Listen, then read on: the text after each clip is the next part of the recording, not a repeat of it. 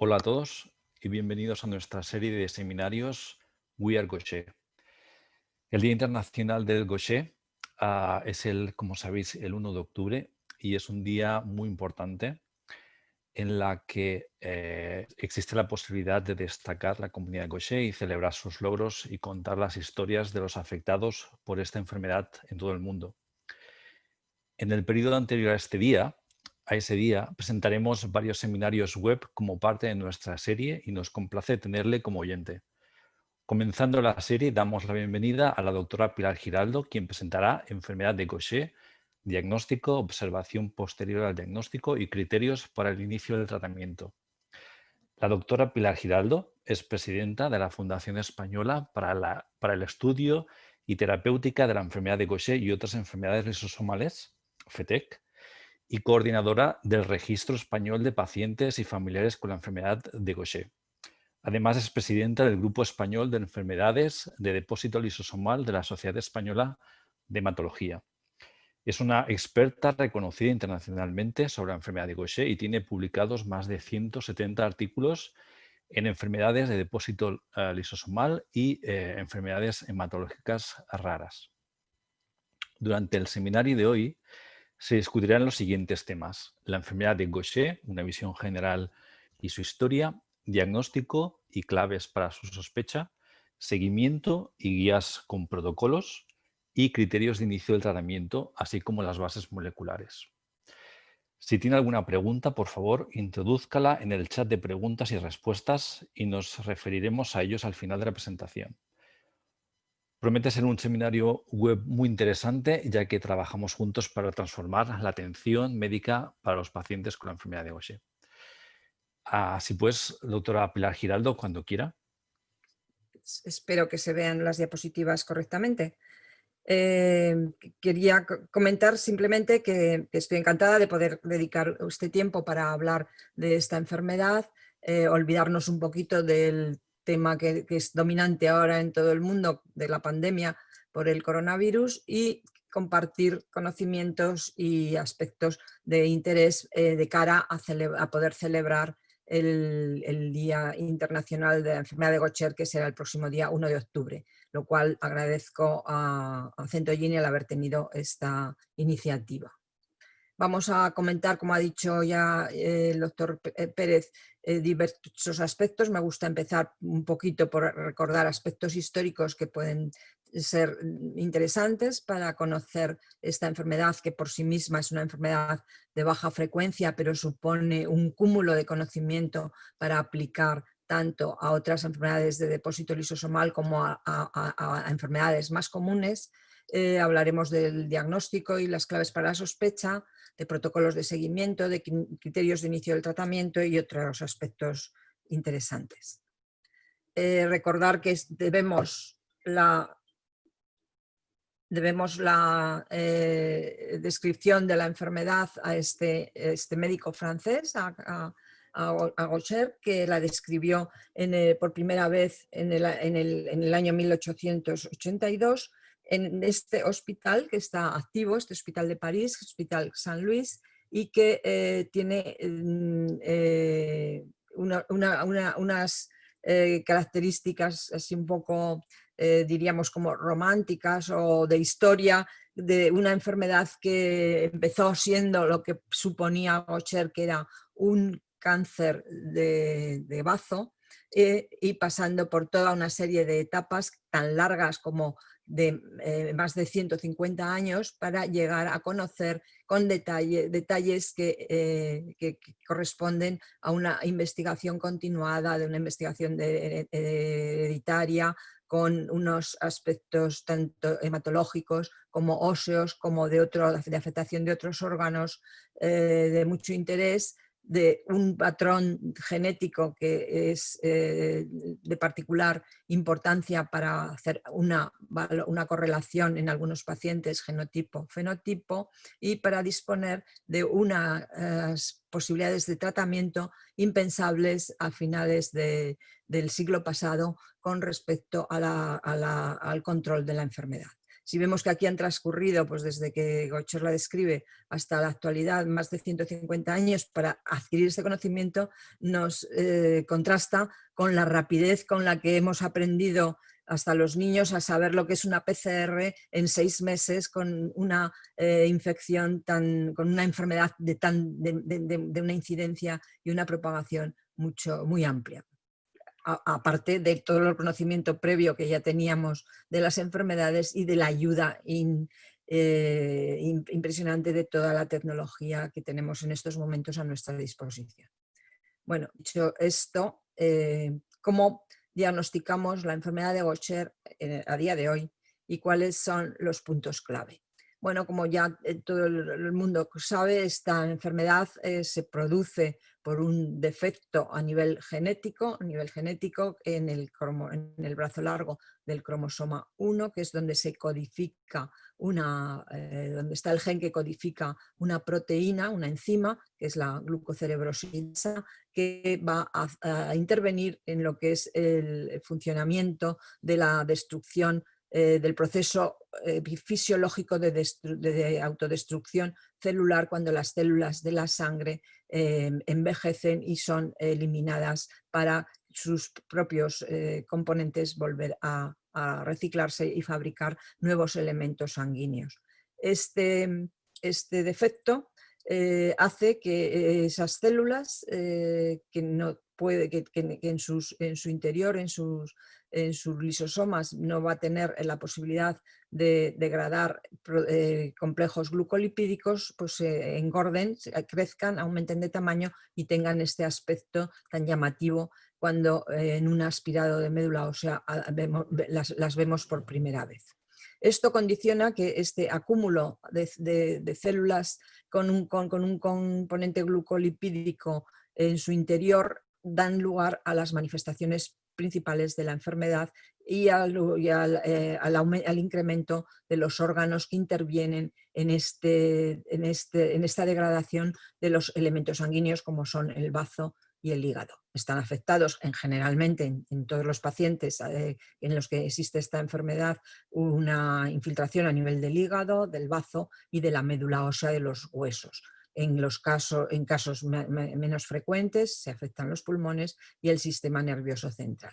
Por tanto, vamos a tener datos que nos van a orientar hacia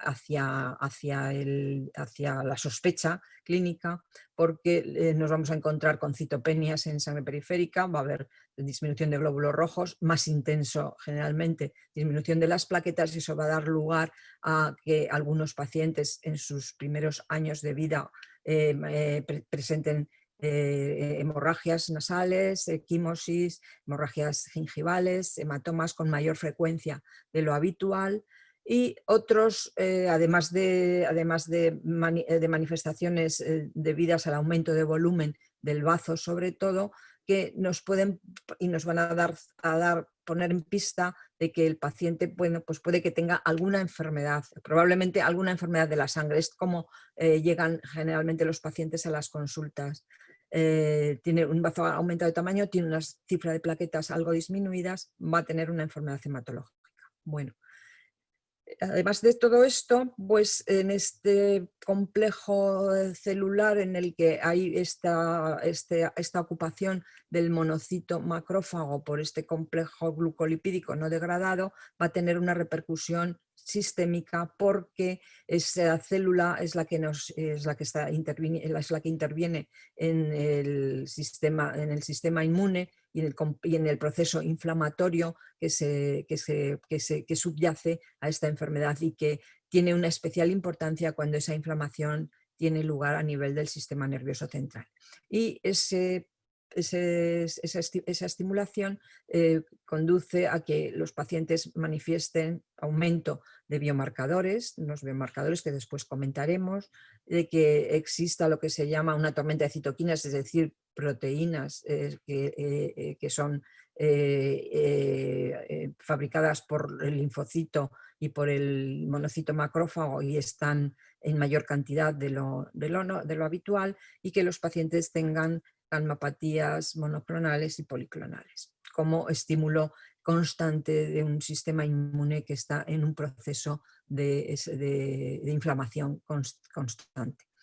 El primer paso, muchas veces el primer punto en el que nos hace sospechar que el paciente tenga una enfermedad de Gaucher, a pesar de que tenga una hepatosplenomegalia y unas citopenias, no suele ser en nuestro ambiente la primera opción de diagnóstico, pues el hematólogo que le llega a este caso va a hacer una aspirado medular. En ese aspirado medular se ven estas células, pero estas células, aunque son muy llamativas y bastante características, no son patognomónicas de la enfermedad, porque hay otras situaciones, otras entidades en las que puede haber células de un aspecto similar.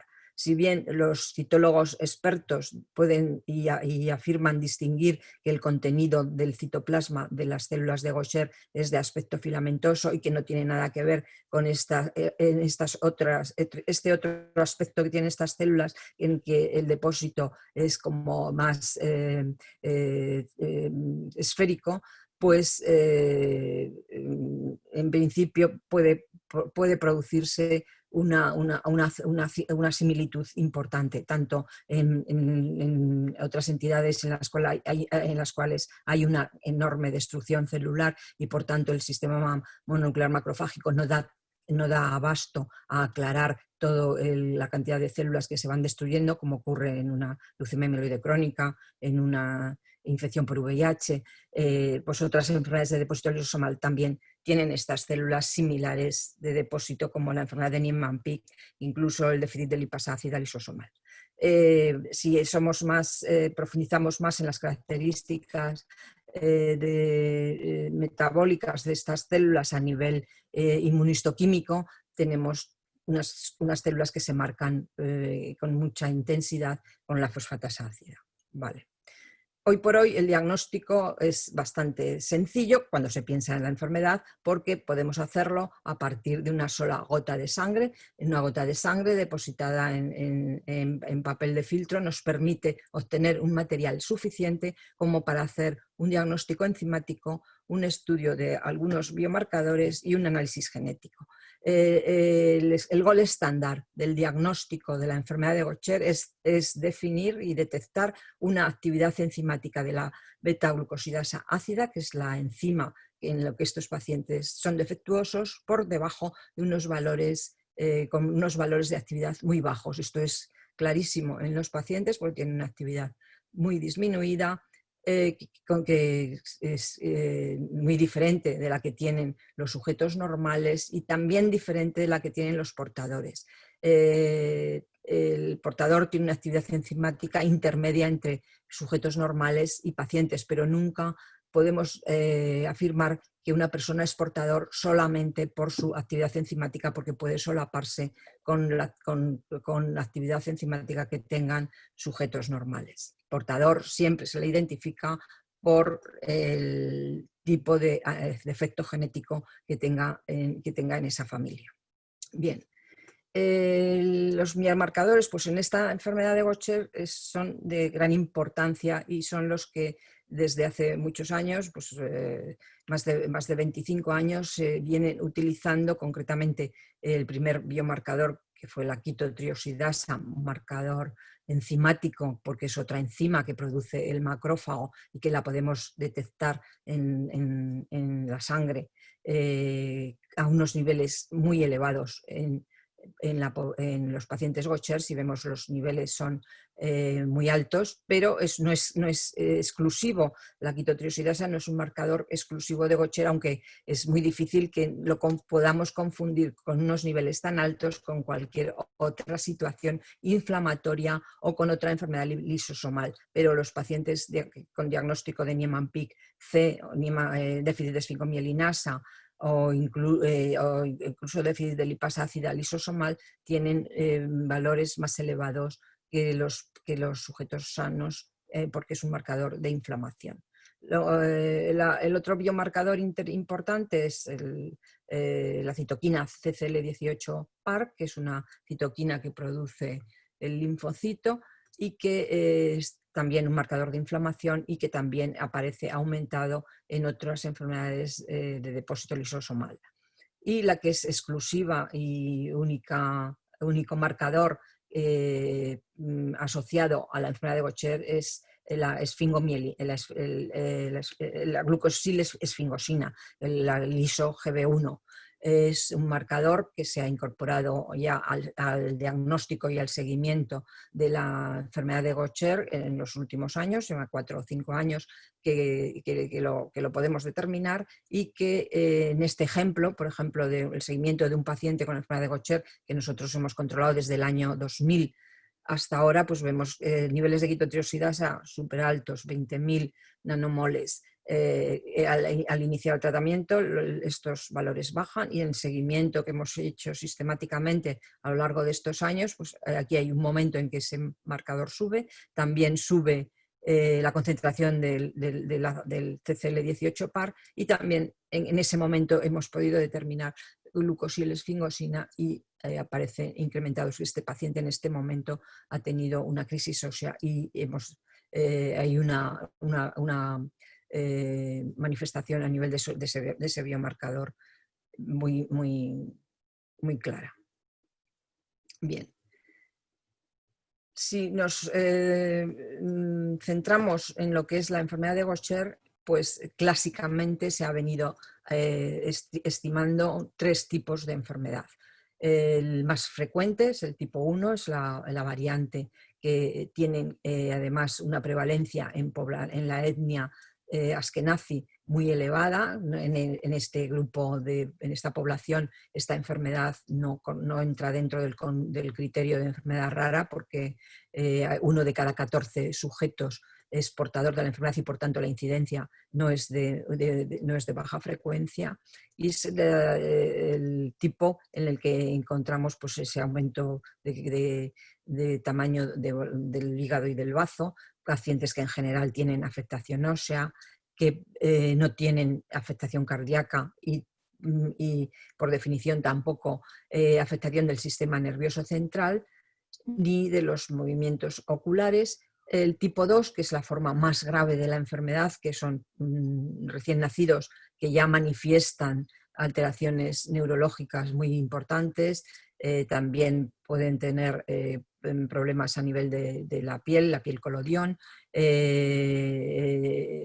Suelen tener hepatosplenomegalia y no les da tiempo a tener afectación ósea ni valvular, porque los pacientes suelen fallecer a lo largo de los primeros meses o el primer año de vida. Y luego está un grupo heterogéneo, que es el considerado como enfermedad neurológica de comienzo tardío o enfermedad de Gaucher tipo 3, en las que hay descritas 3 variantes que son muy distintas entre sí, o sea, siendo un grupo minoritario de pacientes dentro de esta enfermedad rara de por sí, pues aún podemos todavía distribuirlos con unas características diferenciales. Así, el tipo 3B, que es el más conocido porque afecta a sujetos de la zona norte de Suecia, los Norrbottnian, y por eso se llaman Norrbottnian-like, en los que la afectación ósea tiene unas características diferentes, porque son personas que hacen un tórax con un sternum carinatum y una deformidad cifótica que le da unas características muy, muy particulares.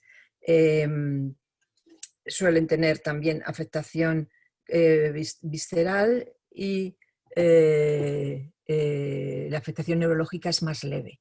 Y luego el tipo 3C, en el que se caracteriza porque hay una calcificación de las válvulas cardíacas. Suelen ser pacientes que tienen una correlación genotipo-fenotipo bastante estricta, porque suelen ser pacientes que tienen la mutación de 409H en homocigosidad, así como los Norrbottnian también suelen ser pacientes con la mutación L44P en homocigosidad, y la incidencia pues es afortunadamente muy baja. Dicho esto, en estos momentos en general nos gusta más hablar de un continuo, de unas manifestaciones que van de pacientes prácticamente asintomáticos porque su acúmulo es muy pequeño, a pacientes con una afectación muy grave que compromete la vida ya en los primeros años.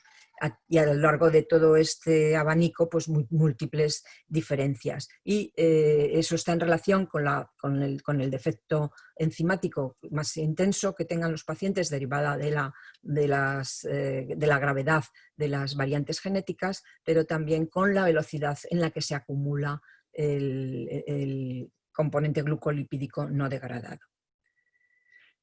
Bien, hablamos un poco más en extenso de estas características fisiopatológicas, aunque ya hemos estado nombrando, pero lo podríamos centrar en tres aspectos. El aspecto biológico, que son los factores que están derivados del acúmulo en las células y en los órganos, que son los que nos dan las características clínicas de la enfermedad. En la ayuda que suponen los biomarcadores, esos fenómenos biológicos que están relacionados con el acúmulo del material glucolipídico y la función celular, y los aspectos moleculares que los identificamos en las variantes genéticas, en otros genes modificadores y posiblemente también en aspectos epigenéticos que en estos momentos se nos escapan. Bien, como decía, todo es consecuencia de que las células sanguíneas envejecidas van a ir a parar al hígado y al bazo, sobre todo al bazo, que es el órgano encargado de digerir las membranas celulares y el contenido de las células, y esos componentes vuelven a ser reciclados para fabricar nuevas células. Tenemos en cuenta que estamos produciendo más de 400.000 millones de células diarias. Diríamos que el trabajo que le supone a ese órgano es alto, y si no es capaz, porque su actividad enzimática es baja, de procesar estos componentes, pues se le va acumulando, y con el tiempo pues ese acúmulo va dando lugar a manifestaciones más o menos graves de la enfermedad. Pero por otra parte, los mecanismos inflamatorios que están involucrados en las enfermedades de depósito lisosomal en general y en la de Gaucher en particular, vienen derivados de que ese acúmulo a nivel del citoplasma celular va a influir en que la célula esté estresada, va a haber un estrés oxidativo, esa célula está trabajando en malas condiciones y lo manifiesta así. Hay un desequilibrio energético, hay un estrés en el retículo endoplasmático, que es por donde va a transcurrir ese RNA mensajero que va a dar las órdenes para fabricar la enzima. Hay una alteración en la homeostasis del calcio, y todo esto en los pacientes que presentan afectación neurológica da lugar a una neuroinflamación que le imprime una especial gravedad al paciente. Decíamos que las manifestaciones más llamativas, que son el aumento visceral, las citopenias, etcétera, las vemos con claridad, pero hay que tener en cuenta que en estos momentos, claro que ya han transcurrido muchos años que estamos analizando esta enfermedad, que ahora nos estamos preocupando más también del efecto que este estímulo constante tiene lugar sobre el sistema inmune. Ese estímulo constante del sistema inmune da lugar a un complejo inflamatorio osteoarticular. Veremos que algunos pacientes desarrollan unas complicaciones articulares tan intensas con necrosis, con desgaste de la superficie articular, que hacen necesario plantear un recambio articular. Presencia con una gran incidencia de gammapatías monoclonales y policlonales. De hecho, aquellos pacientes con enfermedad de Gaucher en los que se detecta una gammapatía monoclonal son pacientes que requieren una vigilancia un poco más estrecha, porque en un porcentaje alto de casos pueden desarrollar un mieloma múltiple. El aumento de la proteína que almacena el hierro en tejidos, hay un aumento de la ferritina como factor inflamatorio, pero como proteína que acompaña la inflamación, pero también proteína que puede retener hierro y que en los órganos de depósito, como puede ser el hígado, puede tener unas consecuencias dañinas para el sujeto. el complejo inflamatorio del sistema nervioso central, que ya lo he comentado, y por último, ese estímulo constante del sistema inmune determina que en algunos pacientes haya una proliferación de clones celulares malignos, que después comentaré un poquito más, y tengan una mayor incidencia de neoplasias. A nivel del hueso, el hueso dentro del complejo clínico de esta enfermedad pues constituye un órgano muy importante, porque esa afectación va a condicionar va a tener una repercusión funcional sobre el sujeto, va a condicionar que el sujeto tenga además problemas de movilidad, de ese cansancio y esa astenia que es bastante constante en los pacientes que tienen esta alteración metabólica, y que es muy importante tenerlo presente, porque lo que está demostrado es que una aplicación precoz de los tratamientos va a conseguir que las complicaciones óseas sean mucho menores o no aparezcan a lo largo de la evolución de la enfermedad. Para recordar el proceso por el cual el hueso está afectado, recordamos aquí el árbol de la hematopoiesis, que simplemente para dentro de la complejidad que supone todo lo que es el desarrollo de las células sanguíneas, el monocito macrófago es una célula que proviene de la médula ósea, del grupo de células de células mieloides, que van a tener al final de todo el proceso de maduración la capacidad de atravesar los vasos sanguíneos, llegar a los tejidos y transformarse en macrófagos diferentes en según qué tejido se depositan. Pues, por ejemplo, en el hígado el macrófago tisular es la célula de Kupffer, en el pulmón es otro tipo de célula, y en el hueso son los osteoclastos. Las células que en el funcionamiento, en el equilibrio de remodelación ósea están trabajando para eliminar el hueso antiguo y favorecer que el hueso nuevo se fabrique a partir de los osteoblastos. Este es un sistema de equilibrio entre producción y destrucción que, lógicamente, en los pacientes con una alteración a nivel de la funcionalidad de ese macrófago, pues va a repercutir. Esa es una de las razones, no es la única, por las cuales los pacientes con enfermedad de Gaucher pueden desarrollar manifestaciones óseas. Por una parte está, y aquí en el dibujo del esqueleto vemos dónde está localizada la médula roja del adulto, es decir, la zona donde está realizándose esta hematopoiesis, que es la columna vertebral, sobre todo los huesos de la pelvis, la parte proximal de los huesos largos. En el niño estaría toda la médula roja en todos los huesos, y por eso sus manifestaciones, o sea, la forma de explorar esta infiltración plantea algunas dificultades, porque no es lo mismo que en el adulto, que sabemos dónde está la médula roja, y si hay imágenes de infiltración en otras zonas de los huesos, pues es que estamos ante un proceso anormal.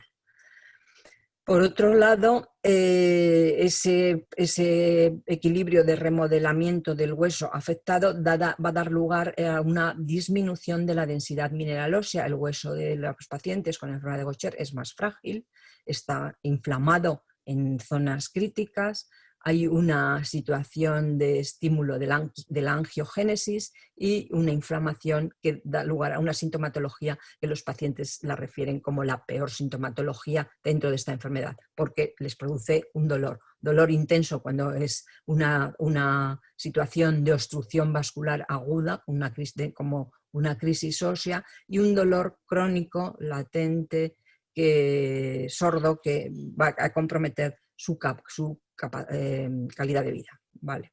Bueno, vuelvo a los biomarcadores, no sé por qué esto lo tenía un poquito desordenado, pero bueno, sí, un poquito para precisar qué significa cada biomarcador. Me gusta comentarlo, porque la quitotriosidasa, como decía antes, es una enzima, es un producto que produce los macrófagos y nos refleja la activación de los macrófagos y la cantidad, diríamos, de células de Gaucher que tiene ese sujeto. El CCL18-PAR es una citoquina, es un marcador de inflamación producido por los linfocitos T y los monocitos, y la glucosilesfingosina, como decía al principio, pues es el marcador ahora por excelencia de la enfermedad porque es único para ella, refleja lo que nosotros medimos es el sustrato, o sea, ese complejo glucolipídico no degradado, es el sustrato circulante en la sangre. La pregunta que nos hacíamos antes, ¿existe una correlación genotipo-fenotipo? Pues es imperfecta en la enfermedad de Gaucher, aunque en algunos subtipos haya una correlación bastante buena. La mayoría de los pacientes, aunque tengan las mismas características, las mismas variantes genéticas, no son iguales. Pero, ¿qué pasa si el diagnóstico de esta enfermedad, como otras muchas enfermedades de baja frecuencia, se dilata en el tiempo, no se llega a un diagnóstico con rapidez? En principio, el paciente a lo mejor no le pasa nada porque esta es una enfermedad crónica que se va progresando de forma lenta y con el tiempo, pero se pueden producir una serie de complicaciones que sean problemas de salud importantes. El hecho de que el diagnóstico no sea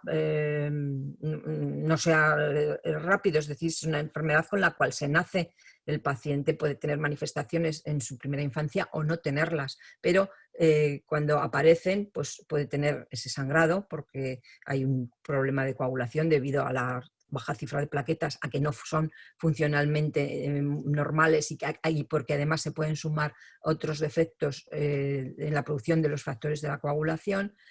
Hay un aumento progresivo del tamaño visceral, por tanto, sensación de ocupación abdominal importante con dificultad para digestiones, dolores, etc. Hay dolor óseo, fenómenos obstructivos vasculares que conducen a osteonecrosis o una fragilidad ósea importante que da a producir fracturas. En los niños hay un retraso de crecimiento, retraso en la aparición de caracteres sexuales secundarios. Hay una tormenta de citoquinas, como comentaba al principio, una reducción de la calidad de vida y un acortamiento de la esperanza de vida en los pacientes no tratados. ¿Qué dificultades nos plantea pues, esta enfermedad y otras de este grupo? Pues primero, aquello que no conocemos no lo podemos diagnosticar. Primero tenemos que tener conciencia de que el paciente que tenemos ahí delante pues, puede tener una enfermedad de depósito lisosomal, ¿por qué no? Tenemos pruebas diagnósticas para poder establecer ese diagnóstico con cierta rapidez y tenemos la posibilidad hoy por hoy de hacer estudios genéticos con mucha mayor precisión y facilidad. Por otra parte, estos procesos no en su totalidad van a tener un tratamiento eficaz. Si nos centramos en la enfermedad de Gaucher, pues por ejemplo, aquellos pacientes desgraciados que tienen la desgracia de tener un tipo 2 de la enfermedad, pues no va a tener el tratamiento ninguna eficacia sobre ello, pero hay muchos protocolos en investigación, hay drogas que han demostrado ya eficacia y seguridad, hay una terapia génica que está ahí llegándonos para conseguir una mayor eficacia y un mayor tiempo de respuesta en los pacientes, pero hay otros problemas, son terapias de alto coste, son pocos los pacientes, la investigación no es tan intensa como en otras enfermedades más comunes y además los pacientes pueden tener como consecuencia de las complicaciones otras necesidades como un apoyo psicológico o una fisioterapia o un recambio articular o otras terapias. Bien, ¿qué percepción de esto tienen los pacientes y los familiares? Pues en general Esto pertenece a una encuesta que se hizo hace pocos años. El 40%, la opinión de los pacientes era que el 40% de las familias percibían un retraso en el diagnóstico, sobre todo en las familias con niños afectados, ya que habían tenido que pasar por diferentes médicos, incluso en algunas ocasiones hasta por 6 distintos especialistas antes de llegar al diagnóstico definitivo. Si analizamos estas demoras, ¿a qué se deben? Pues por una parte a que a lo mejor los síntomas de la enfermedad no son exclusivos de la enfermedad y se piensa mucho antes en otras entidades que pueden tener estas manifestaciones, y porque, o por desconocimiento como decía antes, si no conoces el problema nunca lo podrás diagnosticar, y que la historia natural de la enfermedad es diferente. No todos los pacientes van a tener los mismos síntomas, ni la misma intensidad de ellos, ni la misma percepción. Es más fácil si el paciente ya hay un antecedente familiar que nos pone en la pista. Y como estamos ahora en la época de la medicina de precisión, de las 4 Ps, ¿no? Queremos una medicina personalizada para cada paciente, aquello que mejor le vaya, que además haya una participación del paciente en las decisiones de tratamiento, que sea además predictiva y preventiva. Todas estas premisas las queremos cumplir. Y si las aplicamos a la enfermedad de Gaucher, podemos plantearnos diferencias en cuanto a cómo abordamos la enfermedad cuando aparece en una etapa temprana, un niño en la infancia. Ese paciente diagnosticado en la infancia, que sabemos que tiene un defecto ya en sus genes, que no estamos seguros de cómo va a evolucionar ese caso, porque ni siquiera los biomarcadores nos van a predecir si va a tener una enfermedad más agresiva o menos agresiva, pero con todas las valoraciones que le podemos hacer al sujeto, probablemente ese caso va a tener alguna manifestación, o bien tendrá citopenias, o bien tendrá el bazo aumentado de tamaño. No esperemos a que tenga un dolor óseo que nos haga una crisis, es decir, el criterio de nuestro grupo siempre es que siempre que hay un diagnóstico de un niño de enfermedad de Gaucher, trátese, porque estamos haciendo una prevención de posibles complicaciones que en el momento a lo mejor no las tiene, pero si no lo tratamos es muy posible que las desarrolle. Y siempre que si el paciente ya tiene un hermano sintomático, pues el tratamiento es obligado. En las formas neuropáticas diagnosticadas en los primeros meses de vida, los tipo 2 de la enfermedad requieren siempre una valoración individualizada, porque el tratamiento enzimático sustitutivo en este caso va a reducir el tamaño visceral, pero sabemos que no pasa la barrera hematoencefálica y que en cualquier caso va a ser ineficaz para el control total de los síntomas del paciente.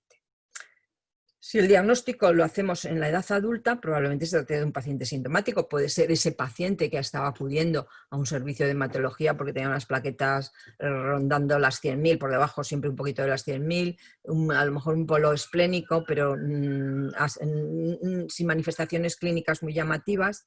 Pero si profundizamos en el caso, pues ese paciente vamos a hacer un aspirado de médula ósea, nos van a aparecer las células de Gaucher y lo vamos a poder diagnosticar.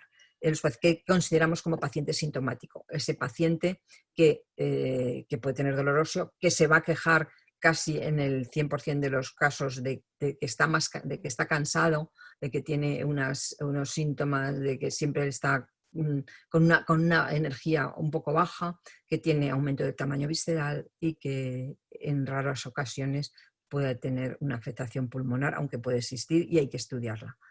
Se nos plantea, al hacer un diagnóstico en la edad adulta, situaciones especiales como pueden ser un embarazo, como puede ser un paciente de edad avanzada. Hay pacientes que hemos diagnosticado en la década de los 70 y de los 80 y se plantea si tenemos que iniciar tratamiento ahí o no, que valorarlo uno a uno. Y la presencia de otras comorbilidades, como por ejemplo pues un tumor o otras enfermedades asociadas. En los objetivos que nos planteamos para hacer una valoración de la situación global del sujeto, resultan muy útiles los índices de gravedad. Este es el que en estos momentos se está utilizando más, que es el índice, el GD para los tipo 1 de la enfermedad.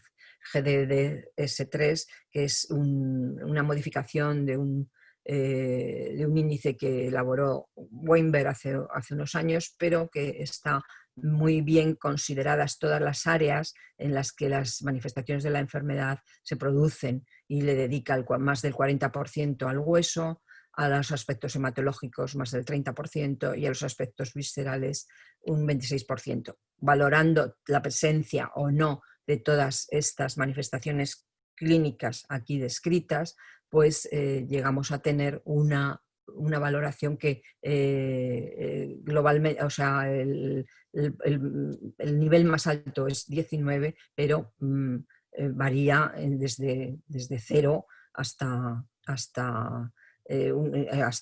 una puntuación distinta, que puede ser considerada como una enfermedad leve cuando la puntuación es inferior a un 4%, a 4, moderada hasta 8 y grave a partir de 9. Con esta clasificación nos podemos hacer una idea de la situación global del paciente. Un caso con una afectación leve o muy leve, pues es a plantear una vigilancia, sobre todo si es un paciente adulto de edad avanzada, pues a lo mejor ese paciente que ha pasado a lo largo de su vida con muy escasa sintomatología, es posible que no requiera ningún tipo de tratamiento, pero lo tenemos que vigilar, como si lo estuviéramos tratando. ¿Y cómo lo vigilamos? Bueno, la valoración de estas parcelas, ¿no? ¿Cómo valoramos a un paciente? Por sus manifestaciones clínicas, naturalmente, por sus recuentos celulares. A los pacientes les hacemos periódicamente una analítica para ver cómo está su hemoglobina, para saber cómo está su cifra de plaquetas, y le hacemos una valoración de sus volúmenes viscerales por palpación y por resonancia magnética, si tenemos la posibilidad de hacerlo, sino una ecografía abdominal para monitorizar cuál es el volumen hepático y esplénico, y la valoración de la afectación ósea a través de la clínica, si tienen dolor o no tienen dolor, consumen analgésicos, no consumen analgésicos, la infiltración de la médula ósea por resonancia magnética y la densidad mineral ósea. Ahora nos detendremos un poquito en cada uno. Como manifestaciones clínicas,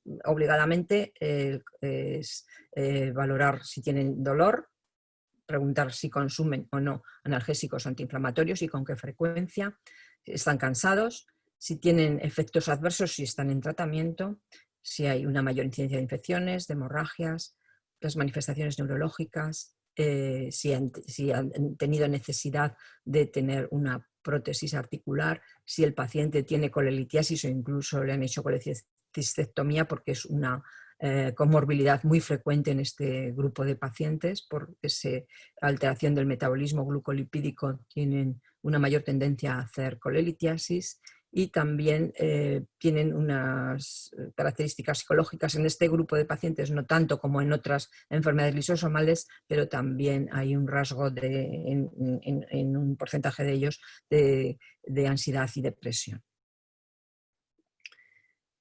En la forma de cuantificar estas manifestaciones clínicas, pues nos apoyamos en los objetivos del tratamiento que fueron publicados hace mucho tiempo, en el año 2008, por pastores, y que en los últimos años se han ido modificando, y la última valoración es del año 2017 por el Grupo Europeo de Enfermedad de Gaucher, en el cual han participado también la Asociación Internacional de Pacientes, y los objetivos del tratamiento se han dividido en a corto plazo y a largo plazo, de forma que vamos por áreas valorando cuál es nuestro objetivo a nivel hematológico, pues aquellos pacientes que tienen anemia eliminar esta anemia.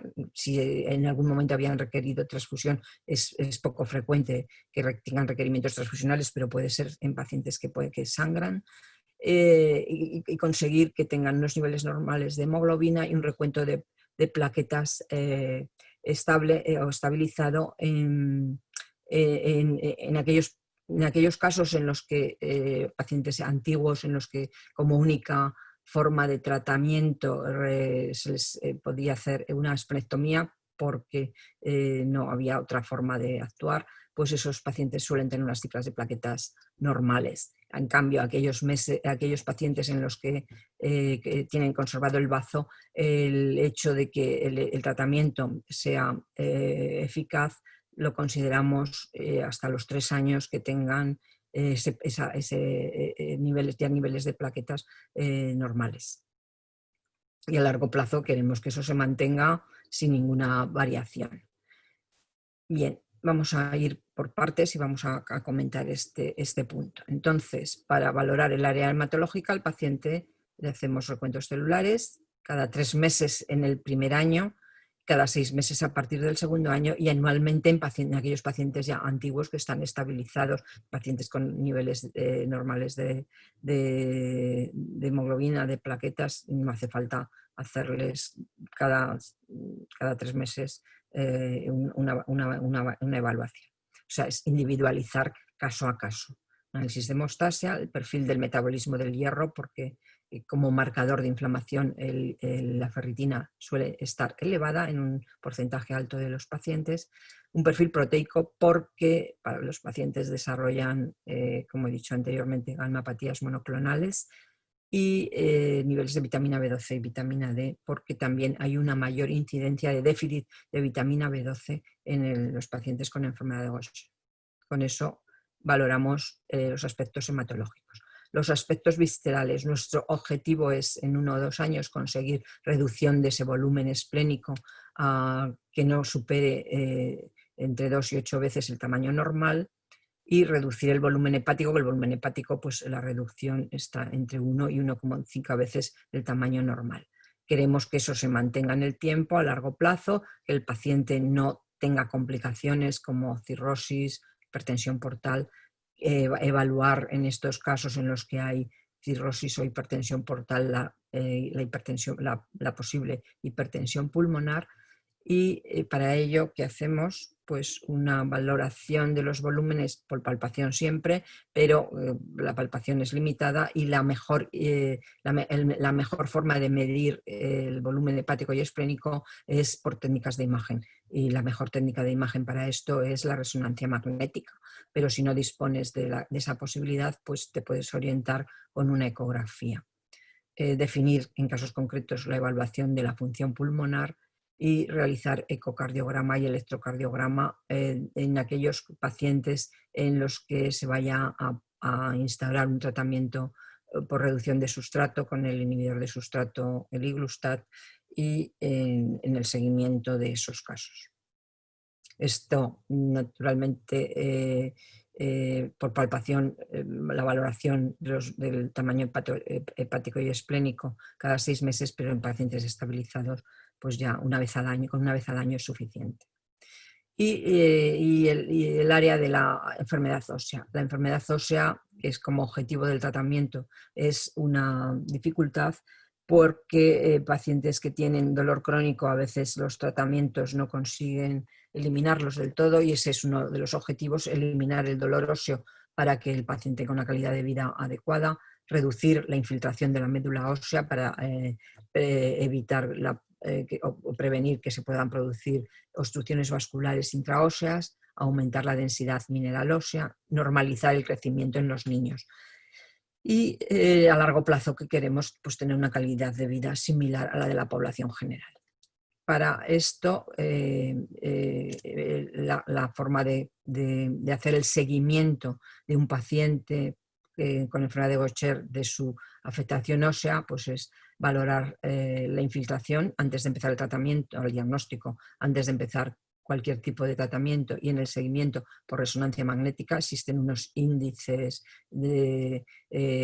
semicuantitativos para saber si el tratamiento nos está haciendo una eficacia o no. Tenemos uno descrito por nuestro grupo, el Spanish MRI, que es el que utilizamos habitualmente, y el más usado es el BNB. Son equiparables, lo único que el BNB no valora la infiltración a nivel de la pelvis, y el Spanish MRI sí que lo valora. La presencia de lesiones líticas, necrosis, infartos residuales. También un tema que no he comentado, que es la presencia de esos acúmulos celulares que se denominan gaucheromas, que pueden estar en el interior de las vísceras, pero también pueden estar en el interior del hueso. La presencia de fracturas, aplastamientos, necesidad de prótesis articulares, artropatías, y la evaluación de la densidad mineral ósea mediante DEXA,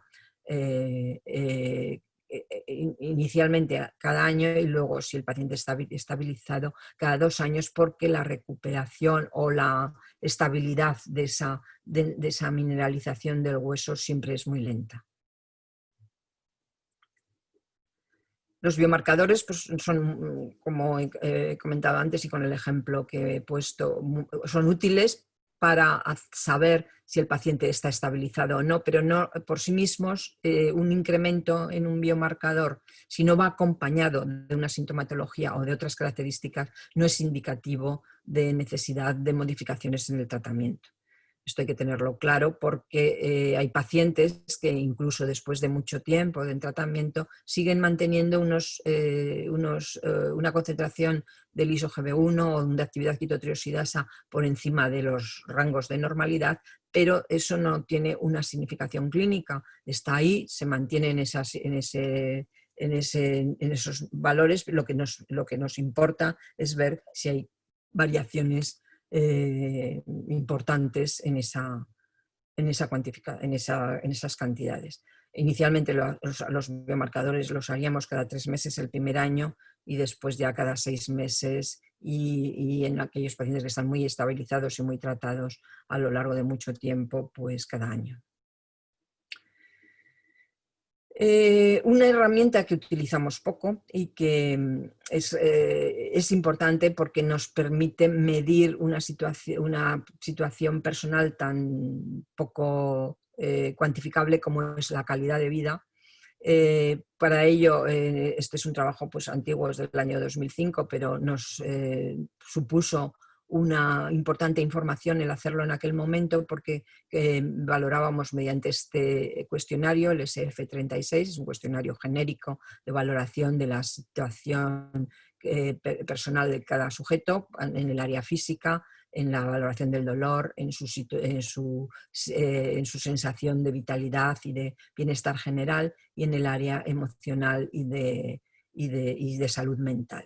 Entonces, todos estos indicadores, estas escalas, que están validadas en población general española, en rojo la población española, en azul los pacientes antes de tomar el tratamiento, antes de ser tratados con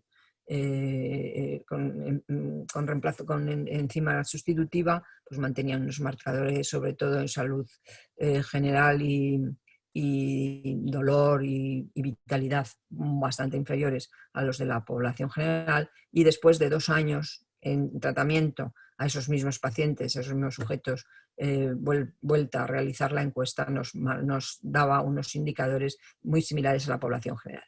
Pero si somos todavía más profundos en este análisis,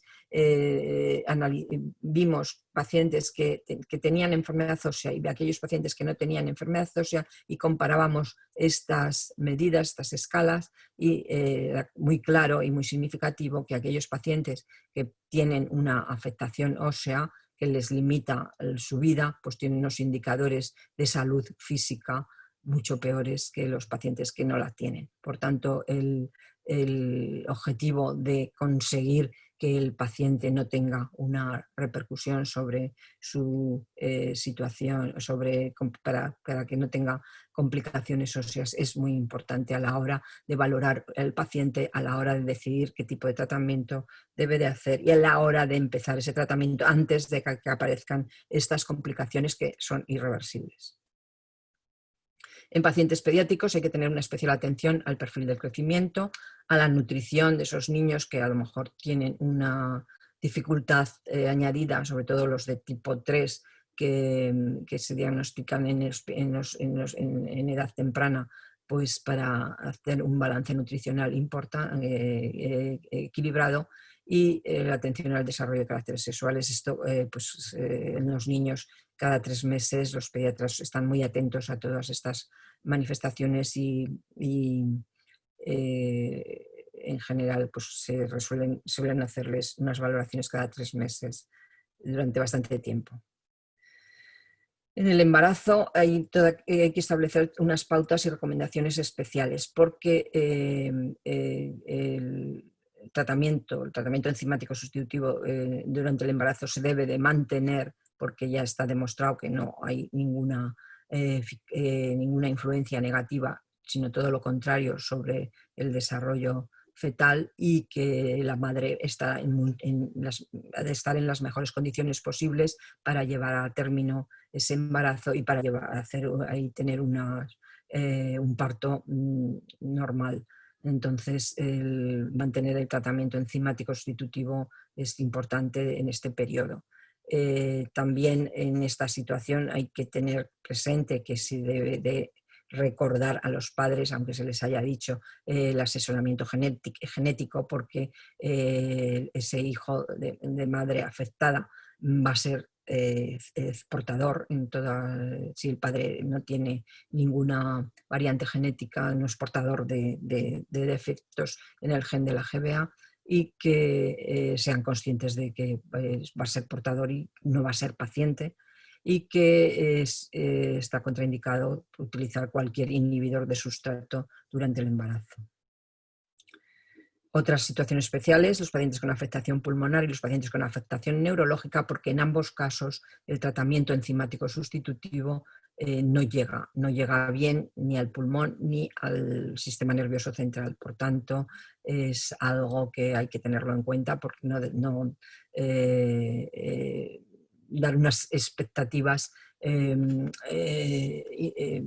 poco buenas a los padres de pacientes que tienen afectación neurológica. Y luego el tema de que de hecho se ha descrito la presencia de polineuropatías en algunos pacientes con enfermedad de Gaucher de tipo 1, y la asociación establecida y claramente relacionada con la enfermedad de Parkinson por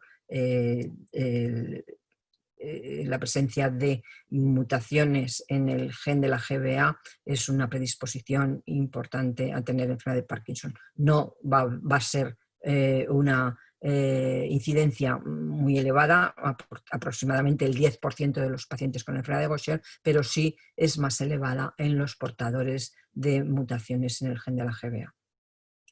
Y por mi parte, pues nada más. No he traído más comentarios. Recordar que todo el trabajo que hacemos y que llevamos haciendo a lo largo de estos más de 25 años se debe a que tenemos un equipo muy polifacético, iba a decir, muy multidisciplinar, y que el trabajo que realizamos a nivel diagnóstico, a nivel del laboratorio, a nivel de las valoraciones de imagen, pues es muy enriquecedor, y que, bueno, por mi parte solamente tengo que agradecer a todos los componentes, que son estupendos, que el esfuerzo y el trabajo y la intensidad con la que viven estos problemas.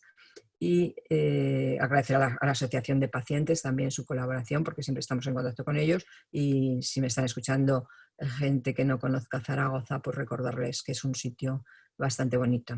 Y muchas gracias. Muchísimas gracias, Pilar, por este repaso súper exhaustivo de toda la enfermedad de Gaucher, súper interesante. Vamos a pasar brevemente a las preguntas que tenemos por parte del público. Tenemos 3 preguntas. Vamos a intentar a ser bastante rápidos porque estamos ya casi la hora del webinar. Entonces, una de las preguntas, Pilar, sería ¿cuál sería el perfil de los pacientes con la enfermedad de Gaucher infradiagnosticados actualmente en los países desarrollados? Sí, pues a pesar de todos estos cursos, jornadas, todos los procesos de formación que se llevan haciendo ya desde hace años, pues sigue habiendo pacientes que no se diagnostican y no se diagnostican en la infancia. Recientemente, pues ya hace 2 semanas, se ha diagnosticado un paciente con la enfermedad de Gaucher de 53 años, un paciente que tenía una gammopatía monoclonal, una prótesis articular, esplenomegalia y trombocitopenia. Tenía todo para poder pensar que podía tener una enfermedad de Gaucher. Nadie lo pensó hasta los 53 años en que entró en una consulta de hematología y le hicieron una aspirada de médula ósea. Entonces, pues los indicadores de casos pues no identificados generalmente son los casos más leves, ¿no? Porque o tienen una trombocitopenia muy poco llamativa, alrededor llegando a las 100.000 plaquetas, o tienen un tamaño o un volumen esplénico muy poco llamativo. Son pacientes que seguramente no habrán tenido ninguna crisis ósea ni habrán tenido ningún otro problema, pero todo es posible. Vale, perfecto. Y la siguiente pregunta está relacionada sobre la calidad de vida, ¿no? Has hecho ya mención sobre la calidad de vida, que es una de las cosas que tampoco se tienen en cuenta o raramente o no muy frecuentemente en lo que serían los objetivos terapéuticos. La pregunta sería, ¿qué impacto tiene la calidad de vida y dentro de la calidad de vida la fatiga en los pacientes con la enfermedad de Gaucher y sobre la decisión de iniciar el tratamiento farmacológico? Sí, es un punto importante le agradezco la pregunta, porque en general los pacientes, como diríamos, están siempre cansados, ya no valoran hasta qué punto están cansados. Te lo empiezan a comentar cuando el paciente empieza el tratamiento y dice, ay, pues me encuentro como más ligero, estoy con mayor actividad, estoy menos cansado. No se habían dado cuenta de ese cansancio crónico que en algunos pacientes persiste a pesar del tratamiento, pero la mayoría de ellos no lo valoran en el contexto global de su situación, pues porque conviven con él desde el principio. Eso condiciona pues, que tengan menos actividad física, que tengan menos energía para su vida cotidiana, disminución, por supuesto, de la calidad de vida, pero es algo muy importante. Y igual que medimos el crecimiento en los niños, porque tienen un metabolismo un poco más comprometido, pues en este caso el tema de la astenia deberíamos medirlo, y la única forma que se me ocurre para medirlo es los test de calidad de vida. Perfecto. Luego tendríamos otra pregunta que bueno, daría supongo que para hablar muchísimo rato, pero es sobre la medicina personalizada. Sí. Y la pregunta sería, ¿qué tipo de medicina personalizada existiría para los pacientes con la enfermedad de Gaucher? Pues eso es lo que he comentado, valorar caso a caso, paciente a paciente. No no he querido meterme, porque bueno, pues no daba para más, ¿no? Esto sí que en otro momento queréis que hablemos de tratamientos, pues podemos analizar los distintos tipos de tratamiento que tienen estos pacientes, pero en estos momentos en los que se puede elegir, ¿no? Pues la valoración individual de cada caso, tenemos la posibilidad de conocer cómo es el patrón de metabolismo del citocromo en los pacientes, para decidir si van a tener opción de un tratamiento oral o no. Pues eso es una información importante.